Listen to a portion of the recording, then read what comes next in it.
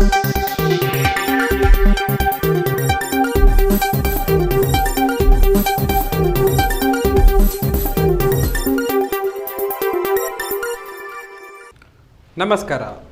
News ಟಿವಿಯ speed ನ್ಯೂಸ್ಗೆ ಸ್ವಾಗತ. ನಾನು ಲೋಕೇಶ್. ದೇಶ, ರಾಜ್ಯ ಸೇರಿದಂತೆ ಸ್ಥಳೀಯ ವಿದ್ಯಮಾನಗಳ ಪಟಾಪಟ್ ಸುದ್ದಿಗಳು. ನಿರ್ಮಾಣ ಹಂತದಲ್ಲಿದ್ದ ರೈಲು ಸುರಂಗವೊಂದು ಚೀನಾದ ಶಾಂಘೈನಲ್ಲಿ ಕುಸಿದು ಬಿದ್ದಿದೆ. ಚೀನಾದ ಶಾಂಘೈನಲ್ಲಿ ನಿರ್ಮಾಣ ಹಂತದಲ್ಲಿದ್ದ ರೈಲು ಸುರಂಗವೊಂದು ಬೃಹತ್ ಸಿಂಕ್ ಹೋಲ್ ರೂಪುಗೊಂಡ ನಂತರ ಕುಸಿದು ಬಿದ್ದಿದೆ. ಘಟನೆಯಲ್ಲಿ ಯಾವುದೇ ಸಾವು ನೋವುಗಳು ವರದಿಯಾಗಿಲ್ಲ. ಆದಾಗ್ಯೂ ಅಪಘಾತ ಯಾವಾಗ ಮತ್ತು ಹೇಗೆ ಸಂಭವಿಸಿತು ಎಂಬುದರ ಕುರಿತು ಸಂಪೂರ್ಣ ವಿವರಗಳು ಇನ್ನೂ ತಿಳಿದು ಬಂದಿಲ್ಲ. ಆದಾಗ್ಯೂ ಈ ಘಟನೆಯು ಭಾರೀ ಸಂಚಲನ ಮೂಡಿಸಿದೆ. ಅಪಘಾತದ ವಿಡಿಯೋ ಸಾಮಾಜಿಕ ಮಾಧ್ಯಮದಲ್ಲಿ ವೈರಲ್ ಆಗುತ್ತಿದೆ. ಪೊಲೀಸರು ತನಿಖೆ ಆರಂಭಿಸಿದ್ದಾರೆ. ಪ್ರೇಮಿಗಳ ದಿನದ ಸಂದರ್ಭದಲ್ಲಿ ಕಾಲೇಜಿನಲ್ಲಿ ಆಯೋಜಿಸಲಾಗಿದ್ದ ಹಲವಾರು ಕಾರ್ಯಕ್ರಮಗಳಿಗೆ ಬಜರಂಗದಳ ಕಾರ್ಯಕರ್ತರು ಅಡ್ಡಿಪಡಿಸಿರುವ ವಿಡಿಯೋ ವೈರಲ್ ಆಗಿದೆ.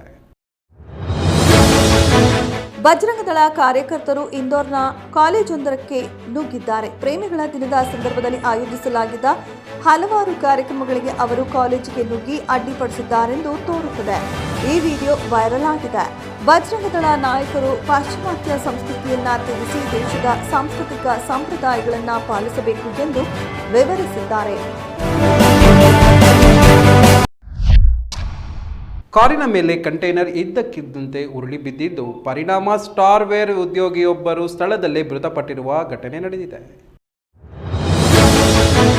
ಆಂಧ್ರಪ್ರದೇಶದ ಚಿತ್ತೂರಿನಲ್ಲಿ ಶುಕ್ರವಾರ ರಸ್ತೆ ಅಪಘಾತ ಸಂಭವಿಸಿದೆ. ನಗರದ ಎರಡು ಬದಿಗಳಲ್ಲಿ ಕಾರಿನ ಮೇಲೆ ಕಂಟೈನರ್ ಇದ್ದಕ್ಕಿದ್ದಂತೆ ಉರುಳಿ ಬಿದ್ದಿದೆ. ಅಪಘಾತದಲ್ಲಿ ಕಾರು ನುಜ್ಜುಗುಜ್ಜಾಗಿದೆ. ಪರಿಣಾಮವಾಗಿ ಅದರಲ್ಲಿದ್ದ ಸಾಫ್ಟ್ವೇರ್ ಉದ್ಯೋಗಿ ಅನುದೀಪ್ ಸ್ಥಳದಲ್ಲೇ ಸಾವನ್ನಪ್ಪಿದ್ದಾರೆ.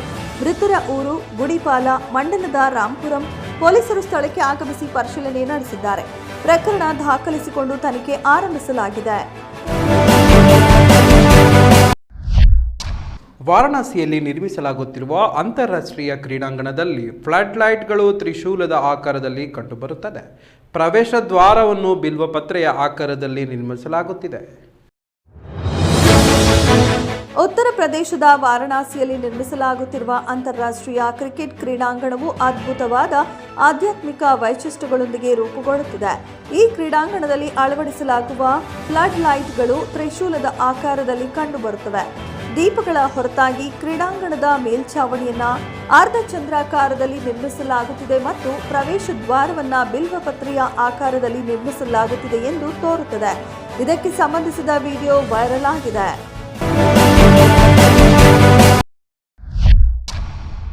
ಕಸದ ರಾಶಿಯಿಂದ ತುಂಬಿ ಹೋಗಿದ್ದ ಪುರಾತನ ಕಾಲದ ಮೆಟ್ಟಿಲು ಬಾವಿಯೊಂದನ್ನು 300ಕ್ಕೂ ಹೆಚ್ಚು ಸ್ವಯಂ ಸೇವಕರು ಸ್ವಚ್ಛಗೊಳಿಸಿ ಪುನಶ್ಚೇತನಗೊಳಿಸಿದ್ದಾರೆ.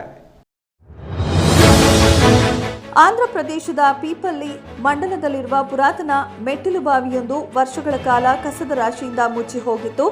ಸಾಮಾಜಿಕ ಕಾರ್ಯಕರ್ತ ಅಬ್ಬಾಯಿ ಕಾಂತ್ ಅವರ ಪ್ರಯತ್ನದಿಂದ 300ಕ್ಕೂ ಹೆಚ್ಚು ಸ್ವಯಂ ಸೇವಕರು ಪೂರ್ವ ಸಂಸದ ರಕ್ಷಕ ಸೇನೆ ಅಡಿಯಲ್ಲಿ ಸೇರಿ ಮೆಟ್ಟಿಲು ಬಾವಿಯನ್ನ ಸ್ವಚ್ಛಗೊಳಿಸಿ ಪುನಶ್ಚೇತನಗೊಳಿಸಿದರು. ಈ ಸಂಘಟಿತ ಪುನಃಸ್ಥಾಪನೆ ಕಾರ್ಯವು ಐತಿಹಾಸಿಕ ತಾಣವನ್ನ ಉಳಿಸುವಲ್ಲಿ ಯಶಸ್ವಿಯಾಯಿತು.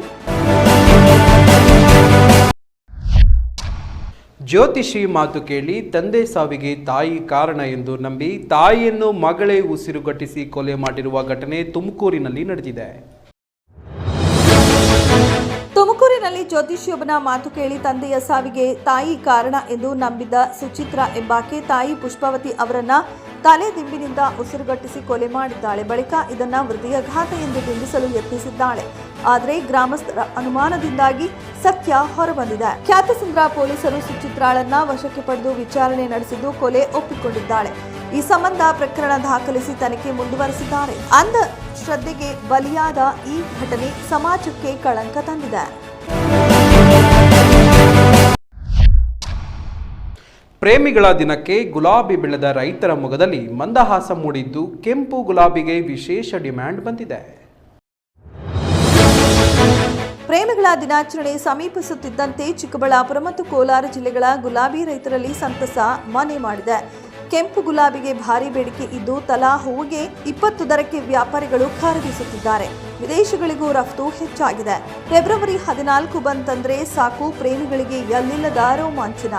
ಮತ್ತೊಂದೆಡೆ ಇದೇ ಪ್ರೇಮಿಗಳ ದಿನದಂದು ಚಿಕ್ಕಬಳ್ಳಾಪುರ ಜಿಲ್ಲೆಯ ಗುಲಾಬಿ ಬೆಳೆದ ರೈತರ ಮೊಗದಲ್ಲಿ ಮಂದಹಾಸ ಮೂಡುತ್ತೆ.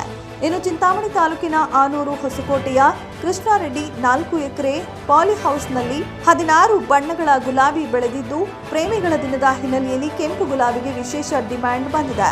ರೈತರಿಗೆ ಇದು ಬಂಪರ್ ಆದಾಯ ತರಿಸಿದೆ.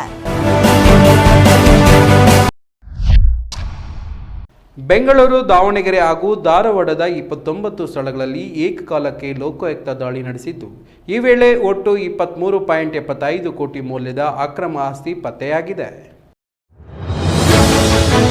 ರಾಜ್ಯದ 4 ಸರ್ಕಾರಿ ಅಧಿಕಾರಿಗಳಿಗೆ ಲೋಕಾಯುಕ್ತ ಶಾಕ್ ನೀಡಿದ್ದು, ಬೆಂಗಳೂರು, ದಾವಣಗೆರೆ ಹಾಗೂ ಧಾರವಾಡದ 29 ಸ್ಥಳಗಳಲ್ಲಿ ಏಕಕಾಲಕ್ಕೆ ದಾಳಿ ನಡೆಸಿದೆ. ಈ ವೇಳೆ ಒಟ್ಟು 23.75 ಕೋಟಿ ಮೌಲ್ಯದ ಅಕ್ರಮ ಆಸ್ತಿ ಪತ್ತೆಯಾಗಿದೆ. ಪ್ರಮುಖವಾಗಿ KREIS ಅಧಿಕಾರಿ HM ಜನಾರ್ದನ್ ಅವರ ಆಪ್ತರ ಮನೆಯಲ್ಲಿ 1.70 ಕೋಟಿ ನಗದು ಸಿಕ್ಕಿದ್ದು, ಲೋಕೋಪಯೋಗಿ ಇಲಾಖೆಯ ಪುರುಷೋತ್ತಮ ಬಳಿ 12.84 ಕೋಟಿ ಮೌಲ್ಯದ ಆಸ್ತಿ ಪತ್ತೆಯಾಗಿದೆ ಎಂದು ತನಿಖೆ ಮುಂದುವರೆದಿದೆ.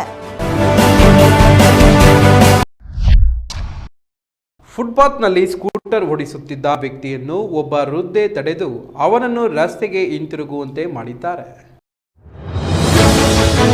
ಕೇರಳದ ಕೋಸಿಕೋಡ್ನಲ್ಲಿ ಸಾರ್ವಜನಿಕರ ನಾಗರಿಕ ಪ್ರಜ್ಞೆಯನ್ನ ಎತ್ತಿ ಹಿಡಿಯುವ ಘಟನೆ ನಡೆದಿದೆ. ಫುಟ್ಪಾತ್ನಲ್ಲಿ ಸ್ಕೂಟರ್ ಓಡಿಸುತ್ತಿದ್ದ ವ್ಯಕ್ತಿಯನ್ನ ಒಬ್ಬ ವೃದ್ಧೆ ತಡೆದು ಅವನನ್ನ ರಸ್ತೆಗೆ ಹಿಂತಿರುಗುವಂತೆ ಮಾಡಿದ್ದಾರೆ. ಈ ಘಟನೆಯ ವಿಡಿಯೋ ಸಾಮಾಜಿಕ ಜಾಲತಾಣದಲ್ಲಿ ವೈರಲ್ ಆಗಿದ್ದು, ಮಹಿಳೆಯ ಧೈರ್ಯ ಮತ್ತು ನಾಗರಿಕ ಪ್ರಜ್ಞೆಯನ್ನ ಎಲ್ಲೆಡೆ ಪ್ರಶಂಸಿಸಲಾಗುತ್ತಿದೆ. ವೃದ್ಧರು ಮತ್ತು ಮಕ್ಕಳ ಸುರಕ್ಷತೆಗಾಗಿ ಈ ಕ್ರಮ ಅತ್ಯಗತ್ಯ ಎಂದು ಹಲವರು ಅಭಿಪ್ರಾಯಪಟ್ಟಿದ್ದಾರೆ. ಹೊಸಕೋಟೆ ದಾಬಾಸ್ಪೇಟೆಯ ರಾಷ್ಟ್ರೀಯ ಹೆದ್ದಾರಿಯಲ್ಲಿ ಬೈಕ್ ಕ್ಯಾಂಟರ್ ಮತ್ತು XUV ಕಾರಿನ ನಡುವೆ ಸರಣಿ ಡಿಕ್ಕಿ ಸಂಭವಿಸಿದ್ದು, 7 ಜನ ಸ್ಥಳದಲ್ಲಿಯೇ ಸಾವನ್ನಪ್ಪಿದ್ದಾರೆ. ಹೊಸಕೋಟೆ ಬಳಿ ಶುಕ್ರವಾರ ಮುಂಜಾನೆ ಭೀಕರ ಸರಣಿ ರಸ್ತೆ ಅಪಘಾತ ಸಂಭವಿಸಿ 7 ಮಂದಿ ಸ್ಥಳದಲ್ಲೇ ಸಾವನ್ನಪ್ಪಿದ್ದಾರೆ. ಹೊಸಕೋಟೆ ದಾಬಸ್ಪೇಟೆ ರಾಷ್ಟ್ರೀಯ ಹೆದ್ದಾರಿಯಲ್ಲಿ ಬೈಕ್ ಕ್ಯಾಂಟರ್ ಮತ್ತು SUV ಕಾರಿನ ನಡುವೆ ಸರಣಿ ಡಿಕ್ಕಿ ನಡೆದಿದೆ. ಕಾರಿನಲ್ಲಿದ್ದ 6 ಮಂದಿ ಹಾಗೂ ಬೈಕ್ ಸವಾರ ಮೃತಪಟ್ಟಿದ್ದು, ಅತಿ ವೇಗವೇ ಅಪಘಾತಕ್ಕೆ ಕಾರಣ ಎಂದು ಪ್ರಾಥಮಿಕ ಮಾಹಿತಿಯಿಂದ ತಿಳಿದುಬಂದಿದೆ. ಜಿಲ್ಲಾ ಪೊಲೀಸ್ ವರಿಷ್ಠಾಧಿಕಾರಿ ಚಂದ್ರಕಾಂತ್ ಹಾಗೂ IGP ಲಾಭೂರಾಮ್ ಸ್ಥಳಕ್ಕೆ ಭೇಟಿ ನೀಡಿ ಪರಿಶೀಲನೆ ನಡೆಸಿದ್ದಾರೆ. ಈ ನ್ಯೂಸ್ ಟಿವಿಯ ಸ್ಪೀಡ್ ನ್ಯೂಸ್ ಜೊತೆಗೆ ರಾತ್ರಿ 8:30ಕ್ಕೆ ತಪ್ಪದೆ ವೀಕ್ಷಿಸಿ. ಈ ನ್ಯೂಸ್ನ ಮುಖ್ಯ ಸಂಚಿಕೆ.